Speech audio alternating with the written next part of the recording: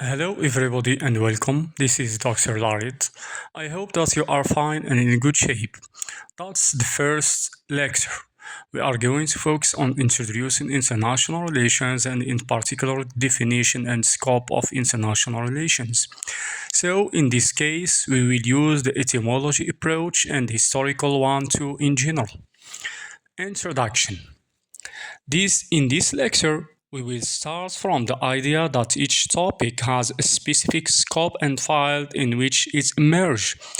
But first, we will try to deconstruct the term international relations in some detail and according to a historical context through which the meaning of this field can be understood more. As usual, I like to start by asking a question, and the main question here is what does it mean international? And to make things more clear, let's ask the question in different way. Who first used the term international? The international. Who first used the term international? According to Professor Northridge, Frederick Samuel Northridge in 1980-1985, was a British professor of international relations at the London School of Economics. It is well known that the expression international came into use through the famous mistake made by Jeremy Bentham in 1789 when he coined it to describe system of law between sovereign states as translation of the term ius gentium, or between brackets, the law of nations. Law between sovereign states as translation of the term is gentium, law of nations, which the Romans used to refer the corpus of rules controlled of course by Rome itself between themselves and the tribes of Italy and later the various parts of the Roman Empire. Jeremy Bentham was a philosopher, economist, jurist, and legal reformer and the founder of modern utilitarianism.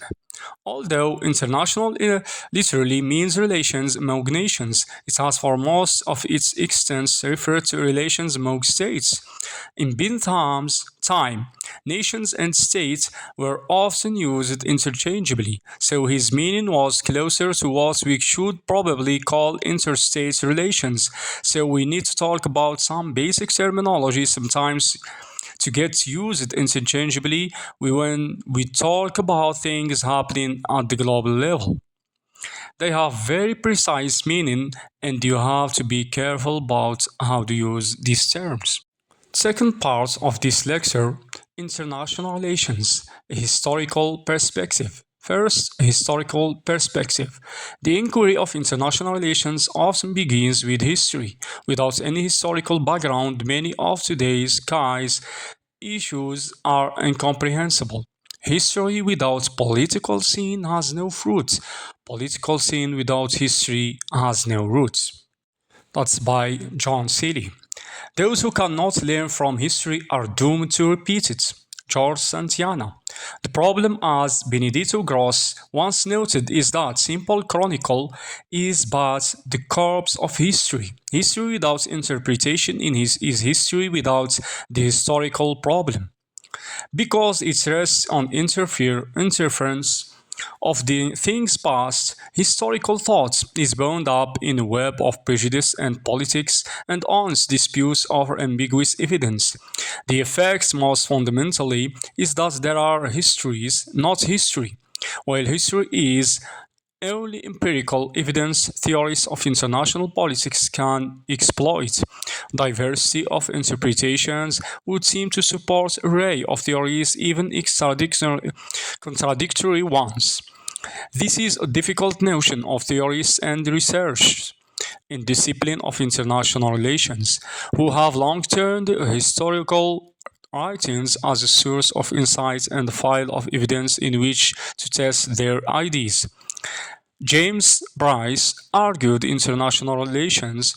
It is history which is recording the events and explain the influences that have modeled the minds of men, shows us how the world of international politics has come to be what it is. History is the best, indeed, the only guide to a comprehension of the facts as they stand. A. What is the historical perspective of international relations? The historical approach advocates a history study of the development of international relations.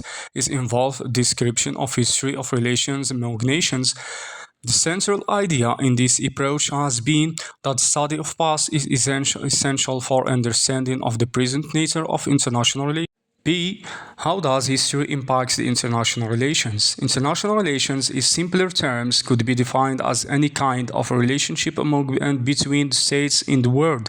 As an activity, international relations are as old as the record history itself. When looking back to history, it becomes clear that humans are social beings and they cannot live in isolation from the day states were formed. Those states have built and maintained relationships with external states. Those relationships at times have been militant and at other times peaceful. Conventions identify states as the major axis of international relations, and as the nature of states evolved through time, so has the international relations. Before the emergence of the nation states which exist today, the pre-national forms of government or constitutions which ruled different parts of the world were personal states, theocracy, oligarchy, city-states, territorial empires, and trading empires. With time, the nature of relationships which states form with each other has changed based on the form of government's nature of the rules and their attitude. First part, Greek antiquity. As an activity, one of the earliest examples of international relations among states can be found in ancient Greece. Recent proof has been determined that Greek city-states have stored relationship among each other. These relationships have normally been militant. The historical Greece changed into a good deal, troubled and motivated by using politics. Although city-states were continuously at war with every other, usually they formed alliances in the call of their security to fight and do away with threats. And also in Greece, at the time of Olympics, all city-states known as for trash and seized, combating until the games are over. This instance witnessed the existence of diplomacy during the period. However, the constant fighting of states makes it clear that international relations at that time were not strong enough to hold peace for a long period because rulers at that time didn't focus on avoiding conflicts in the future.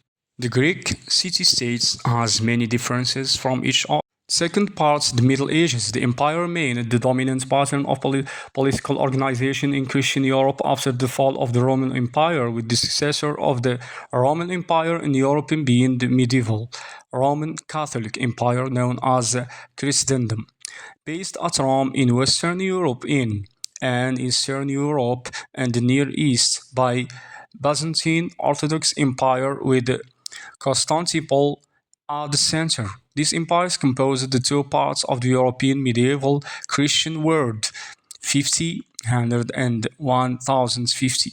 Within 5000s, within the empires, the medieval European states existed with its central featured feudal tenure system. This decentralized system has a high regard for power, was economically particular and local organized, and had no central control of large territories. The empire of the monarchs were political decision makers who entrusted power to vassals. Parts in the modern ages, the historical developments in the modern age can be summarized as a general process towards the formation of the centralized territorial sovereign states. Its process of centralizing and consolidating power within a state. This development makes the distinction between the domestic and the interstate sphere increasingly clear. There is inside and outside state. General agreement exists that this modern state is product of the 30 Years' War and the Peace of Westphalia, which ended the war and established the principle of the sovereign states. From the middle of the 17th century onwards, the modern state was considered the only legitimate political system in Europe, composed of separate territory, governments, and state citizens. Centralized states' monopoly on legitimate violence in this the outcome of circle process in early modern Europe, a process of the consolidation of sovereign territorial states with a monopoly on the means of warfare.